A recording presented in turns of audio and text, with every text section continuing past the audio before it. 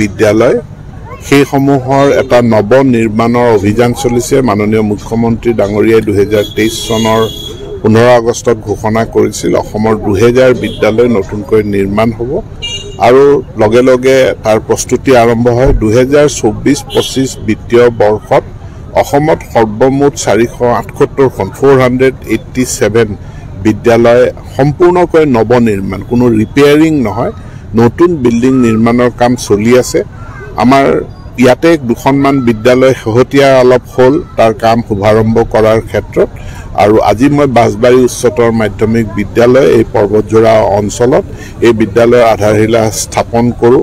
আমাৰ প্ৰাক্তন বিধায়ক তথা অসম প্লেইন ষ্টেট ডেভেলপমেণ্ট কৰ্পোৰেশ্যনৰ উপাধ্যক্ষ বনেন মুছাহাৰী ডাঙৰীয়াক লগত লৈ আৰু আমি এইখিনি বিদ্যালয়ৰ নিৰ্মাণ 2026 চনৰ জানুৱাৰীৰ ভিতৰতে আমি সম্পূৰ্ণ কৰিম আৰু সেইমতে ঠিকাদাৰক নিৰ্দেশ দিয়া হৈছে আৰু ৰাষ্ট্ৰীয় শিক্ষানীতি 2020 তাক ৰূপায়ণ কৰাৰ ক্ষেত্ৰত এই নৱনিৰ্মিত ভৱন সহায়কীকৰণ কৰিবৰ কাৰণে আমাৰ যিখন আইন আছে সেই আইনখনৰ অধীনত তেওঁলোক আওতাৰ ভিতৰত নোসোমায়।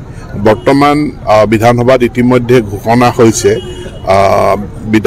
বিত্তমন্ত্ৰীৰ ভাষণত ঘোষণা হৈছে যে প্ৰাদেশিকৰণ আইনখনৰ কিছু সংশোধনী হ'ব আৰু সংশোধনীৰ পাছত ক্লজ 6.3 ৰূপায়ণটো সহজে গ্ৰহণ কৰিছে আৰু 5500 গৰাকী শিক্ষকৰ নিযুক্তি প্ৰক্ৰিয়া ইতিমধ্যে চলি আছে। তাৰ লগতে 4500 গৰাকী শিক্ষক উপৰঞ্চি।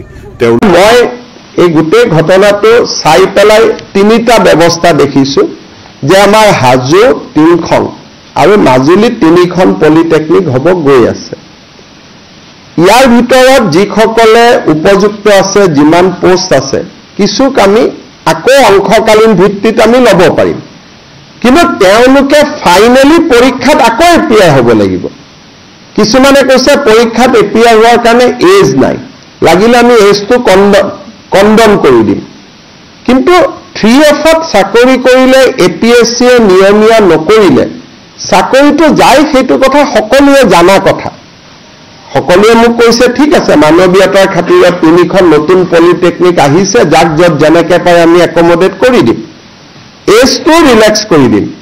কিন্তু তেওঁলোকে পঢ়া শুনা কৰি যিহেতু মেধাৱী বুলি নিজে কৈছেই, আৰু আমাৰ যিহেতু চাকৰিত ইঞ্জিনিয়াৰিং কলেজৰ প্ৰফেচাৰসকলে ইণ্টাৰভিউ লয়, তাত কোনো পলিটিকেল মানুহ নাই। গতিকে মই আশা কৰিম অন্ততঃ মেধাৰ ভিত্তিত পিছৰবাৰ তেওঁলোকে চাকৰি ল'ব। কিন্তু গভৰ্ণমেণ্টত আজিকালি ডাঙৰ কথাটো হ'ল যে মেধাক বাদ দি মৰম কৰাৰ ইয়াত কোনো স্কোপ নাই। কাৰণ যদি মৰম কৰিব যাওঁ, যোগদান কৰাখিনিক আকৌ উলিয়াই দিব লাগিব, তেতিয়া তেওঁলোকো আপোনালোকৰ ওচৰত আহিব।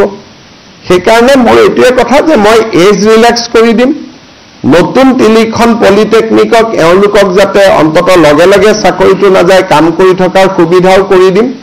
কিন্তু সকলোকে পাৰিম নে নোৱাৰো মই নাজানো, মই চেক কৰি লওঁ। কিন্তু ফাইনেলি তেওঁলোকে পৰীক্ষা দিবই লাগিব, পৰীক্ষা নিদিয়াকৈ চাকৰি নহ'ব। এই কথাখিনি মই ভাবোঁ যে চাকৰি এটা গ'লে মনটো বেয়া লাগে অলপ।